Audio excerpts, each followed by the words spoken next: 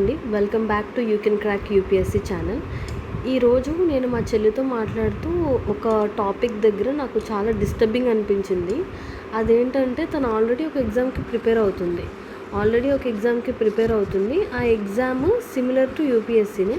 అంటే UPSC syllabus అనేది ఉంటుంది. పాలిటీ ఉంటుంది, హిస్టరీ, ఎకానమిక్స్, జియోగ్రఫీ, ఇవన్నీ బేసిక్ ఎన్సీఆర్టీస్ ఇవన్నీ కూడా చదివితే ఈ ఎగ్జామ్ అనేది క్లియర్ అయిపోతుంది. ఒక 6 months ఆఫ్ ప్రిపరేషన్లో క్లియర్ అయిపోతుంది.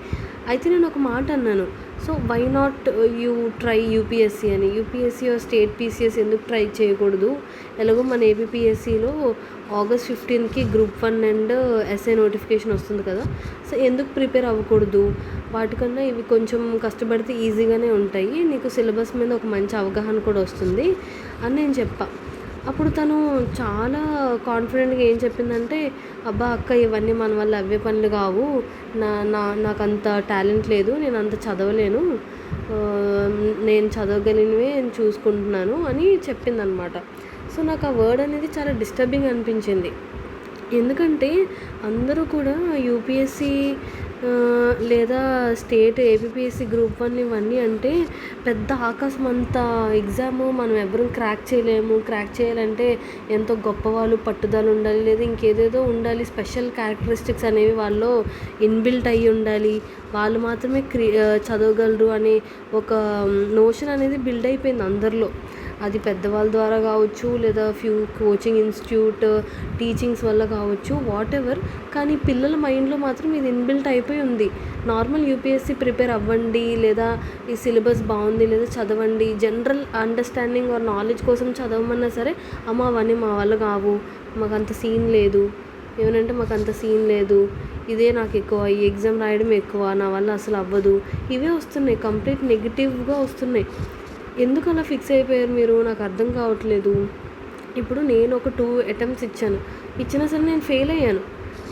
I'm failed in both the attempts. నేను ఫెయిల్ అయ్యాను, కానీ నాకు కాన్ఫిడెన్స్ ఉంది. అయితే క్రాక్ చేస్తాం, లేదంటే నాలెడ్జ్ గెయిన్ చేస్తాం, అంతే కదా ఈ రెండిట్లో. కానీ ఇప్పుడు ఎవరికైనా ఖచ్చితంగా యూపీఎస్సీ ఇవ్వాలి, యూపీఎస్సీ ఎలా ఉంటుంది, లేదా అదర్ స్టేట్ పీసీఎస్ ఎలా ఉంటాయి అని చూడాలనుకుంటే జనరల్గా అందరికీ 6 attempts ఉంటాయి కదా. యూపీఎస్సీలో 6 attempts ఉంటాయి కాబట్టి why not give a try? మీరు ఎందుకు ట్రై చేయకూడదు? అందులో తప్పేంటి? అసలు ట్రై చేస్తే తప్పేంటి? యూపీఎస్సీ మనకన్నా తోపేం కాదు. Okay, UPSC general exam, normal exam, అది కూడా. మీరందరూ కూడా ఎవరైనా సరే, మా చెల్లికి స్పెషల్గా చెప్పాలనుకుంటున్నాను, మా తమ్ముళ్ళకి కానీ ఎవరైనా సరే, యూపీఎస్సీ ఖచ్చితంగా హార్డ్ వర్క్ చేస్తే ఐదర్ క్లియర్ చేస్తారు, లేదా నాలెడ్జ్ గెయిన్ చేస్తారు, అంతే. అంతకు మించి ఇందులో లూజ్ అవ్వడానికి ఏం లేదు. ఓకే, జస్ట్ అన్ ఎగ్జామ్, రాసామా వచ్చామా, అయితే పాస్ అయ్యాం, లేదా ఫెయిల్ అయినా సరే we need to appreciate our self, pass అయినా సరే we need to appreciate our self. అంతేగాని మనం ఇది చదవలేము, ఈ ఎగ్జామే మనకి ఎక్కువ, అది మన వల్ల అవ్వదురా బాబు, ఈ నెగిటివ్ థాట్స్ అనేవి ఫస్ట్ మైండ్లోంచి తీసేయండి. ఎందుకంటే నేను 2 attempts ఫెయిల్ అయినా సరే ఇంకొంచెం హార్డ్ వర్క్ చేస్తే మేబీ రావచ్చేమో. యూపీఎస్సీలో ఎగ్జామ్స్లో ఎలా ఉంటుందంటే, ప్రతి ఎగ్జామ్లో కూడా 1 year టఫ్గా రావచ్చు, పేపర్ చాలా టఫ్గా రావచ్చు. ఓన్లీ లక్ ఉన్న వాళ్ళు మాత్రమే క్లియర్ చేయొచ్చు ప్రిలిమ్స్ అనేది. ఓకే, దాని తర్వాత ఇంకా లాస్ట్ అటెంప్ట్ ఉన్న వాళ్ళకి ప్రిఫరెన్స్ ఇవ్వచ్చు. అలా చాలా కూడా ఉంటాయి. యూపీఎస్సీలోనే కాదు, చాలా రీఫార్మ్స్ అనేవి చాలా నీడెడ్ అనమాట ప్రతి దాంట్లో. ఓకే, చాలా లూప్ హోల్స్ ఇవన్నీ ఉంటాయి. లూప్ హోల్స్ అంటే ఏదో బ్యాక్ డోర్ నుంచి ఎంట్రీ ఇవన్నీ కాదు, జనరల్గా లక్ కూడా ఫ్యాక్టర్ అవుతుంది. ఓకే, నాలెడ్జ్ ఒకటే కాదు, హార్డ్ వర్క్ ఒకటే కాదు, ప్రతిదీ ఫ్యాక్టర్ అవుతుంది. కానీ మీరు ఇందులో ఎంత నాలెడ్జ్ గెయిన్ చేస్తున్నారు, ఎంత చదువుకుంటున్నారు, ఎంత మీ మైండ్ అనేది లిబరల్ అవుతుంది, ఇది ఎందుకు చూసుకోరు మీరు? నేను ఖచ్చితంగా యూపీఎస్సీ అందరూ ఇవ్వాలి అని నేను అనట్లేదు. నేను ఓన్లీ ఎవరికి చెప్పాలనుకుంటున్నానంటే, నాకంత సీన్ లేదు, ఇదే నాకు ఎక్కువ, ఈ ఎగ్జామే నాకు ఎక్కువ, మళ్ళీ యూపీఎస్సీ ఒకటా, నా వల్ల అస్సలు అవ్వదు, ఇలాంటి నెగిటివ్గా ఆలోచించిన వాళ్ళకి మాత్రమే నేను చెప్పాలనుకుంటున్నాను.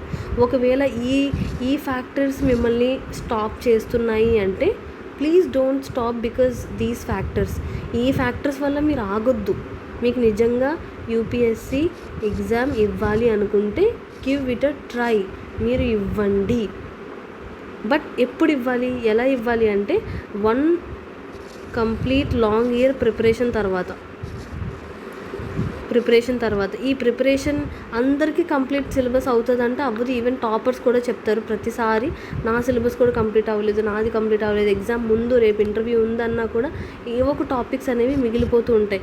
ఏం topics? Basic polity understanding, economy understanding, geography understanding, basic books. ఇప్పుడు లక్ష్మీకాంత్, పాలిటీకి లక్ష్మీకాంత్ ఉంటుంది, ఈ లక్ష్మీకాంత్ అట్లీస్ట్ 2-3 టైమ్స్ అయినా కవర్ చేసామా.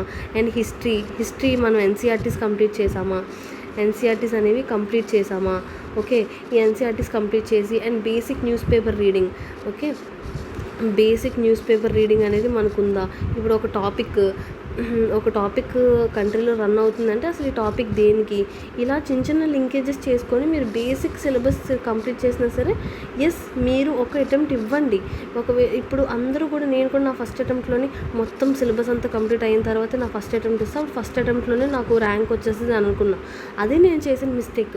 నేను ఫస్ట్ అటెంప్ట్ ఇవ్వలేకపోవడం వల్ల నాకు పేపర్ అనాలిసిస్ అనేది తెలియలేదు. చాలామంది అంటారు ఆ అటెంప్ట్ ఏముంది, ఇంట్లో కూర్చొని కూడా మనం పేపర్ రిలీజ్ అయిన తర్వాత సేమ్ టైమర్ పెట్టుకొని ఇవ్వచ్చు అని అంటారు. కానీ ఎగ్జామ్ కండిషన్స్ అది మనం గో త్రూ అవుతే తప్ప మనకి అది తెలీదు. ఆ స్ట్రెస్ అనేది ఎగ్జామ్ హాల్లో కూర్చుంటే తప్ప మనకు అది తెలీదు. సో ఫస్ట్ అటెంప్ట్ అనేది మీరు ఈ బేసిక్ ప్రిపరేషన్తో, బేసిక్ టు మోడరేట్ ప్రిపరేషన్తో కూడా మీరు అటెంప్ట్ ఇవ్వచ్చు. ఓకే, ఈ అటెంప్ట్ ఇవ్వండి. ఈ అటెంప్ట్ ఇస్తేనే, ఇలా బేసిక్ ఏదైనా సరే 1 అటెంప్ట్ ఇస్తేనే మనకి పేపర్ అనాలిసిస్, ఎలా పేపర్ అనేది తయారు చేస్తున్నారు, ఏ టాపిక్స్ నుంచి వస్తున్నాయి, టాపిక్ ఎనలైజేషన్. ఓకే, ఒకవేళ hard or tough difficulty paper ఇస్తే ఎందుకు డిఫికల్ట్ అంటున్నారు అందరూ కూడా దీన్ని అనేది మనకి ఫస్ట్ అటెంప్ట్లోనే అన్నీ తెలుస్తాయి అన్నమాట. అంతేగాని నేను చాలా మొద్దు, నాకు అంత అవ్వదురా బాబు, నేను అసలు చదవలేను, ఈ మైండ్ సెట్తో ఉండిపోయి నేను యూపీఎస్సీ ఇవ్వలేదు అని మాత్రం అనకండి.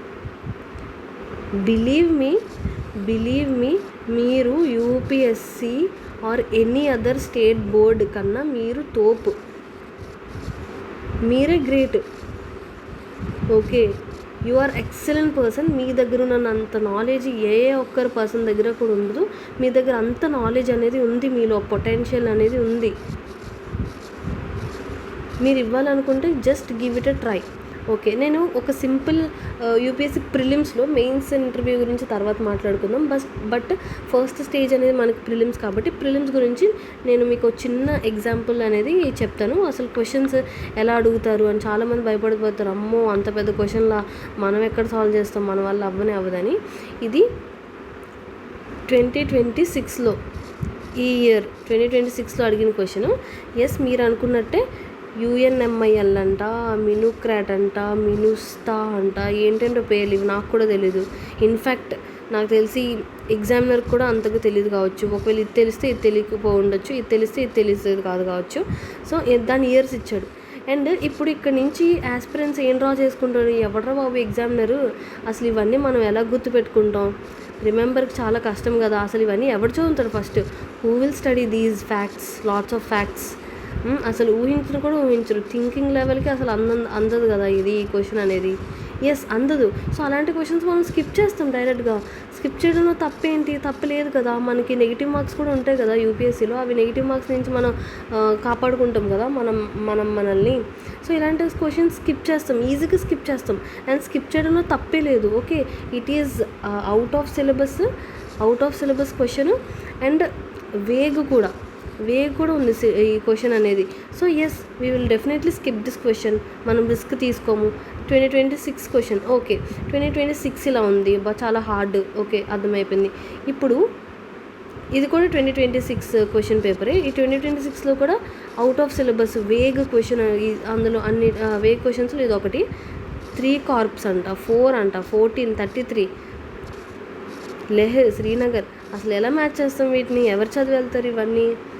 ఎవరు థింక్ చేసి ఉంటారు? ఎవరు కలగని ఉంటారు? డ్రీమ్లోకి ఎవరికైనా వచ్చి ఉంటుంది అంటావా ఈ క్వశ్చన్? ఎవరు కూడా చదివి వెళ్ళుండ్రు. సరే, ఒక 10% చదివి వెళ్ళుంటారు. ఒక 10% చదివి మిగతా 90% కూడా గెస్ వర్క్ చేస్తారు, రిస్క్ తీసుకుంటారు. ఓకే, రిస్క్ తీసుకుంటే పొరపాటున ఈ ఆన్సర్ అనేది కరెక్ట్ అయింది అనుకో, నాట్ కరెక్ట్లీ మ్యాచ్డ్. సో ఈ 14 కార్ప్స్ లెహర్ని మ్యాచ్ అవ్వట్లేదు. సో ఇది మార్క్స్ వచ్చేసిన తర్వాత నా లక్ ఫ్యాక్టర్ ఉంటుందిగా, అది వస్తుంది అనమాట, అది ఎంట్రీ ఇస్తుంది. ఇది రైట్ అయిపోయింది. ఆన్సర్ ఇది రైట్ అయింది. అప్పుడు నాకు +2 మార్క్స్ వచ్చినట్టే కదా. ఓకే, నాకు +2 మార్క్స్ వచ్చినట్టే. నాకు +2 మార్క్స్ వచ్చి ఇప్పుడు నేను ఇది కూడా అటెంప్ట్ చేశాను, రిస్క్ తీసుకొని నేను ఈ క్వశ్చన్ కూడా అటెంప్ట్ చేశాను. ఓకే, ఇది ఆన్సర్ పెట్టొచ్చాను, బట్ ఇది ఆన్సర్ కాదు. అప్పుడు ఎంత -0.66 మార్క్స్, అంటే 2 నుంచి 0.66 మార్క్స్ మాత్రమే నాకు పోతున్నాయి. ఓకే, సో ఇక్కడ లక్ ఫ్యాక్టర్ వచ్చింది కదా, లక్ ఫ్యాక్టర్ అనేది వచ్చింది కదా. లక్ ఫ్యాక్టర్ ఇంకా స్ట్రాంగ్గా ఉందిరా బాబు ఎవడికో కానీ. వాడికి ఈ ఆన్సర్, ఈ క్వశ్చన్ కూడా రైట్ అయింది, ఈ క్వశ్చన్ కూడా రైట్ అయింది. అప్పుడు ఎంత +4 మార్క్స్ వచ్చినట్టు వాడికి. సో ఇంత hard out of syllabus tough question ఇచ్చిన పేపర్లో కూడా మనకి 4 మార్క్స్ వస్తున్నాయి బికాస్ ఆఫ్ లక్. అంతేగాని ఎవడో హార్డ్ వర్క్ చేసిన వాడికి రాలేదు ఇక్కడ, లేదా అసలు చదవలేదు, అసలుకే చదవలేదు, స్టడీ కంప్లీట్గా లేదు, వాడికి కూడా రాలేదు. కానీ ఏదో లక్ ఉంది. లక్ ఎక్కడ ఉంటుంది, అది ఇన్విజిబుల్ కదా. సో ఏదో నార్మల్గా రిస్క్ తీసుకున్న వాడికి వచ్చింది. అలాగే నేను రిస్క్ తీసుకోమనట్లేదు, బట్ ఇలా చెప్తున్న ఎగ్జామ్ కండిషన్ అలా ఉంటుంది. ఎగ్జామ్ హాల్లో మన కండిషన్ అలా ఉంటుంది. అయితే రిస్క్ తీసుకోమంటుంది, రిస్క్ తీసుకోవద్దంటుంది, లేదా స్కిప్ చేయమంటుంది. So nothing wrong. సో ఒక క్వశ్చన్ పేపర్లో ఈ 2 ఇలా వచ్చినాయి అని మిగతా అన్నీ కూడా అలానే ఉండవు కదా, ఉంటుంది. అలాంటి ఇయర్ కూడా ఉంది. ఓకే, అలాంటి ఇయర్ ఏంటంటే 2026 ఇయరే. వెరీ వేగ్ పేపర్ 2026 ఇయర్ మాత్రం. బట్ స్టిల్ ఓకే, దీన్ని బేస్ చేసుకొని యూపీఎస్సీ ఇవ్వకూడదని మాత్రం ఫిక్స్ అవ్వకండి. ఇంకా ఫర్దర్ క్వశ్చన్స్ కూడా మనం ఒకసారి అనలైజ్ చేద్దాం, జస్ట్ ఫర్ శాంపిల్. ఓకే, ఈ క్వశ్చన్ చూడండి, 2018లో అడిగిన క్వశ్చను. ఎంతమంది ఈ క్వశ్చన్ చూసి నార్మల్గా అమ్మో చాలా హార్డ్గా ఉందిరా బాబు, ఈ క్వశ్చన్ ఎవరు తెలుస్తుంది మనకి అని అనుకుంటారు. But let's solve this question. ఒకసారి చదువుదాము. Which one of the following leaf modifications, ఒక లీఫ్ ఉంది. ఓకే, మోడిఫికేషన్స్ అంటే ఏంటి? మోడిఫికేషన్ అంటే ఎనీథింగ్ చేంజ్ అనమాట. మోడిఫికేషన్ అంటే ఏంటి? చేంజ్, మార్పు రావడం. ఓకే, అంటే లీఫ్ మోడిఫికేషన్ అంటే ఏమడుగుతుంది? లీఫ్లో చేంజ్ అడుగుతుంది. ఓకే, అక్కర్ లేదా occurs in the desert areas. Desert అంటే మీకు వెంటనే మైండ్లోకి ఏమొచ్చేస్తుంది? ఎడారి కదా. ఎడారి అంటే ఇసుకతోనే ఉంటుంది కంప్లీట్గా. ఎంత దూరం నుంచి చూసినా సరే వాటర్ అయితే ఉండదు, నో వాటర్ ఎగ్జిస్టెన్స్ ఉండదు. ఇక్కడ వరకు క్లారిటీ వచ్చింది. ఫస్ట్ పాయింట్ ఏంటి? లీఫ్ మోడిఫికేషన్ అంటే లీఫ్ అనేది చేంజ్ అవుతుంది. సెకండ్, ఎక్కడ చేంజ్ అవుతుందంట? డెజర్ట్ అంటే ఎక్కడైతే వాటర్ అనేది నిల్లో, ఓకే, అక్కడ చేంజ్ అవుతుందంట. టు ఇన్హెబిట్ వాటర్ లాస్ అంటే ఇప్పుడు తన బాడీలో వాటర్ లాస్ అనేది పోకుండా, వాటర్ లాస్ అనేది ఎవాపరేట్ అవ్వకుండా, సో ఆ లీఫ్ అనేది ఎలా తనని మాడిఫై చేసుకుంటుంది, ఎలా తనకు తానని మార్చుకుంటుంది అనేది ఇక్కడ క్వశ్చన్. ఇప్పుడు ఇక్కడ మనం బేసిక్ కామన్ సెన్స్ అప్లై చేద్దాము, ఆర్ జస్ట్ రీడ్ చేద్దాము. హార్డ్ వ్యాక్సీ లీవ్స్, హార్డ్గా ఉంటాయంట, అంటే గట్టిగా, అండ్ వ్యాక్స్ ఉంటుందంట. ఓకే, వ్యాక్స్ ఉంటుంది, ఇదొక ఫ్యాక్ట్. నెక్స్ట్, టైనీ లీవ్స్, చిన్న లీవ్స్ అంట, స్మాల్ లీవ్స్, ఇదొకటి. Next third, thorns and instead of leaves, అంటే ఇక్కడ ఇలా అరిటాకుల్లా కాకుండా చిన్న ముళ్ళులాగా ఉంటాయంట. లీవ్స్ అరిటాకులు ఇదంతా లీవ్స్లా కాకుండా ముళ్ళులా ఉంటాయంట. సో ఇప్పుడు థర్డ్ వన్ చూద్దాము. థర్డ్ వన్లో మనం ఎంతమంది అబ్జర్వ్ చేయమని చెప్పండి? క్యాక్టస్. ఓకే, డిజర్ట్లో ఉన్న ప్లాంట్స్ని మనము one of the plant cactus కదా, దానికి ముళ్ళులు ఉంటాయి కదా, చుట్టూరు ముళ్ళులు ఉంటాయి కదా. సో అఫ్కోర్స్ ఈ స్టేట్మెంట్ కరెక్ట్ అవుతుంది. సో ఇప్పుడు మనం థర్డ్ స్టేట్మెంట్ కరెక్ట్ అనుకుంటే ఆప్షన్ బి ఎలిమినేట్ అయిపోయింది, ఆప్షన్ బి ఒకటి ఎలిమినేట్ అయిపోయింది. Okay, next, tiny leaves. డిజర్ట్లో ఆబ్వియస్లీ తన వాటర్ని తను సేవ్ చేసుకోవడానికి అసలు ఉన్నదే లిమిటెడ్ వాటర్ ఉన్నదే లిమిటెడ్. సో వాటర్ని సేవ్ చేసుకోవడానికి ఇంత పెద్ద కోకోనట్ లీవ్స్ లాగా అయితే రావు కదా. ఓకే, వాటర్ ఉంటే ఇంత పెద్ద లీవ్స్ వచ్చినా ఓకే, కానీ వాటర్ ఇప్పుడు లేవు కదా, వాటర్ అనేది లిమిటెడ్. సో ఖచ్చితంగా టైనీ లీవ్స్ ఉంటాయి వాటర్ని సేవ్ చేసుకోవడానికి. దానికి వాటర్ తాగడానికే లేవు, లీవ్స్ పెంచడానికి ఇంకెక్కడి నుంచి వస్తాయి? Obviously the statement 2 is the correct. So ఇప్పుడు స్టేట్మెంట్ 2 అనేది మనకు ఆన్సర్లో ఉండాలి కాబట్టి ఇక్కడ లేదు. సో ఆప్షన్ 3 ఎలిమినేట్ అయిపోయింది, బి ఎలిమినేట్ అయిపోయింది. ఇప్పుడు ఉన్నది ఏంటి? 2, 3, ఏ ఉంది, అండ్ డి 1, 2, 3 ఉంది. అండ్ ఫస్ట్ స్టేట్మెంట్ చూస్తే hard and waxy hard and waxy కదా.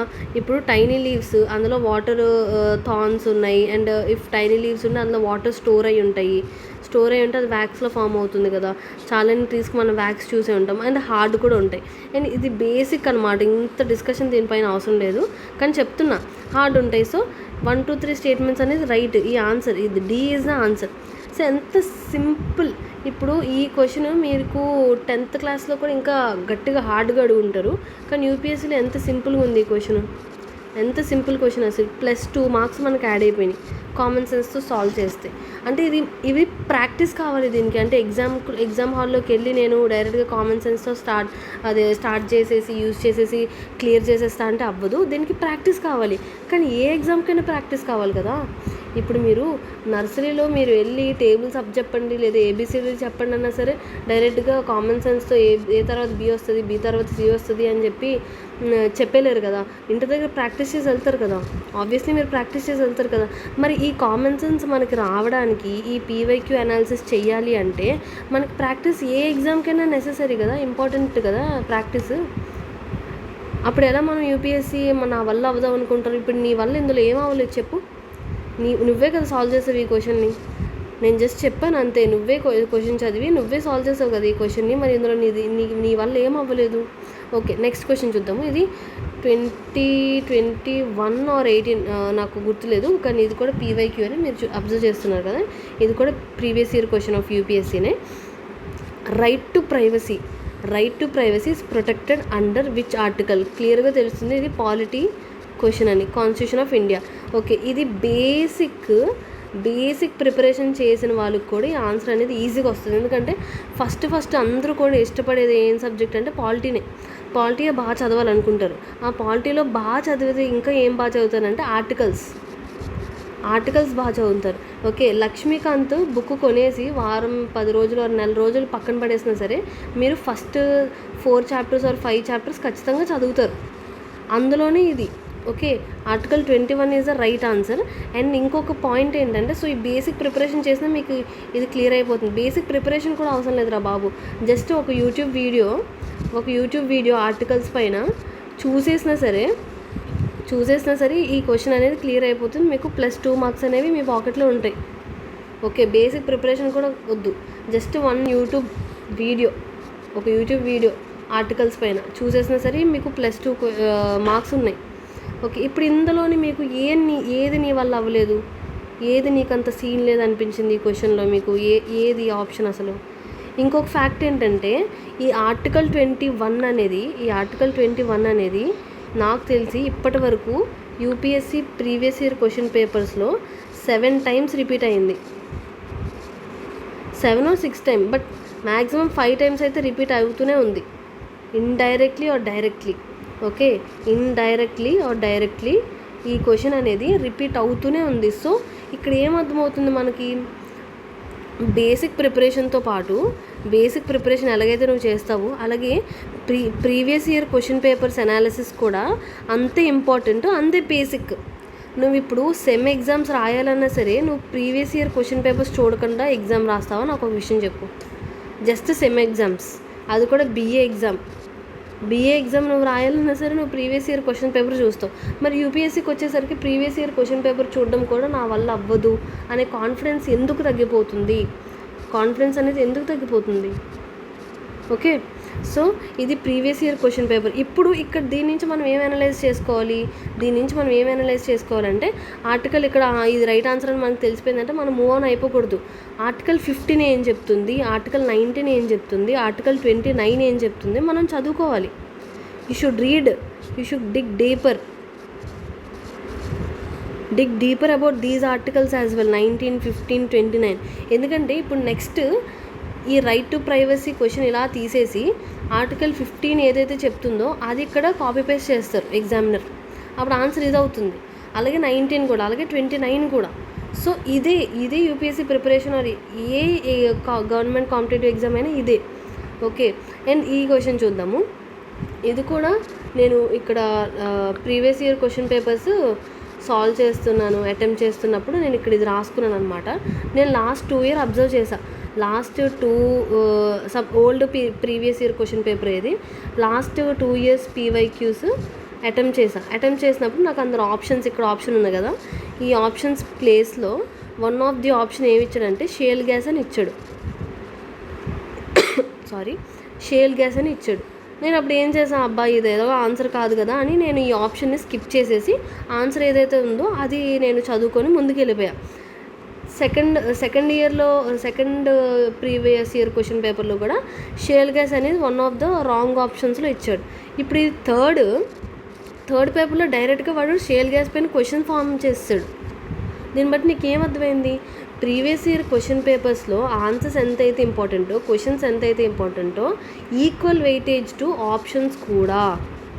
ఓకే, ఆప్షన్స్ కూడా నువ్వు అంతే శ్రద్ధగా అంతే అబ్జర్వ్ చేస్తూ చదవాలి. షేల్ గ్యాస్ నేను అప్పుడే ఫస్ట్ పేపర్లో చూసినప్పుడే ఆప్షన్ని అదే నార్మల్ ర్యాండమ్ ఇంట్లో కూర్చొని నేను రాశాను. సో అది క్వశ్చన్ పేపర్ అయిపోయిన తర్వాత నేను షేల్ గ్యాస్ అసలు ఎక్కడ ఉంటుంది, షేల్ గ్యాస్ అంటే ఏంటి, అసలు దీని యూజెస్ ఏంటి, ఇది ఎక్కడ ఏ సెక్టర్లో వాడతారు షేల్ గ్యాస్, మన ఇండియాలో షేల్ గ్యాస్ ఎక్కడుంది, ఏ బేసిన్లో ఉంది అని అనుకుంటే నేను ఈ థర్డ్ పేపర్ ఇచ్చాను కదా, సో ఈ పేపర్లో నాకు ఆన్సర్ అనేది ఈజీగా వచ్చేసేది. క్వశ్చన్ ఏమడిగాడు, in which of the following regions of India shale gas resources found. Easy question ఇది. ఎలా ఈజీ అంటే నీకు ఆల్రెడీ PYQస్లో హింట్ ఇస్తున్నాడు వాడు. Okay, examiner is giving hint that ఈ నెక్స్ట్ టైం అడుగుతాను. థర్డ్ టైం అడిగేశాడు ఇంకా దానిపైన క్వశ్చన్ డైరెక్ట్గా. ఇప్పుడు ఒకవేళ ఆన్సర్ ఇది అనుకోండి, ఈ రెండు చదవాలి మనం ఆప్షన్స్. కావేరీ బేసిన్ ఎక్కడుంది, కావేరీ బేసిన్లో దొరికే రీసోర్సెస్ ఏంటి, ఓకే కావేరీ బేసిన్ దేనికి ఇంపార్టెన్స్, కావేరీ బేసిన్లో ఏ రివర్స్ ఫ్లో అవుతాయి, ఏది మేజర్ రివర్. ఇప్పుడు ఆన్సర్ ఇదనుకోండి, ఈ రెండు చదవాలి. క్యాంబే బేసిన్ ఎక్కడుంది, కృష్ణా గోదావరి బేసిన్ ఎక్కడుంది, ఇక్కడ ఏదైనా వెట్లాండ్ ఉందా, ఇది ఎంత టైం పడుతుంది. మీరు ఇంట్రెస్టింగ్గా చదివితే మట్టుకు ఈజీయే. ఇంట్రెస్టింగ్గా చదివితే ఇది డీప్ నాలెడ్జ్ గెయిన్ చేయడం ఈజీ. ఎందులో మీకు ఎగ్జామ్ క్లియర్ చేయకపోయినా సరే మీ పైన మీకు కాన్ఫిడెన్స్ ఉంటుంది. మీరు ఏ ఎగ్జామ్ కన్నా తక్కువ కాదు, మీరే తోపు, మీరు అనుకుంటే ఏదైనా సాధించవచ్చు. Okay, so one of our subscriber and ఒక తమ్ముడు అడిగారు అనమాట, ఎగ్జామ్ ఎలా రాశారు, మీ ఎక్స్పీరియన్స్ షేర్ చేయండి అని. ఫస్ట్ అయితే నేను ఇదే వెంటనే చెప్పాలనుకున్నాను, నాకు ఎన్ని రోజుల నుంచి ఇది చెప్పాలని ఉంది మనసులో. సో అందుకే నేను చెప్పేశాను. So you can crack any exam, no matter who you are. నువ్వెవరో నీకు సంబంధం లేదు. You can crack any exam. నువ్వు అనుకున్నది నువ్వు సాధించగలవు. ఏ ఎగ్జామ్ కూడా నీకన్నా టాప్ నాచ్ కాదు, నీకన్నా తోపైతే అస్సలే కాదు. ఓకే, సో నా ఎక్స్పీరియన్స్ ఏంటంటే 2026 పేపర్ కంప్లీట్గా ప్యాటర్న్ చేంజ్ చేశారు.